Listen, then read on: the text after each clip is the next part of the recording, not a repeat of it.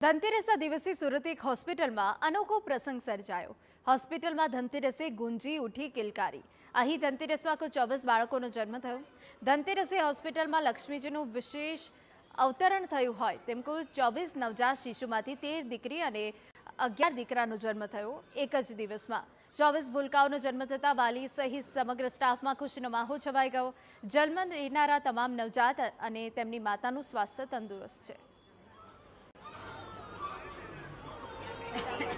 દીકરીનો જન્મ થાય એટલે લક્ષ્મીની પધરામણી કહી શકાય એવા આ હોસ્પિટલમાં એક સાથે 13 દીકરીઓ અને 11 દીકરાનો જન્મ થવાથી આખી હોસ્પિટલના ડૉક્ટરો, ટોટલ સ્ટાફ બધા જ અને દર્દીના જે બહેનો ડિલિવરી થઈ છે એ બહેનોના જે સગાઓ છે એ બધા જ ખુશ છે।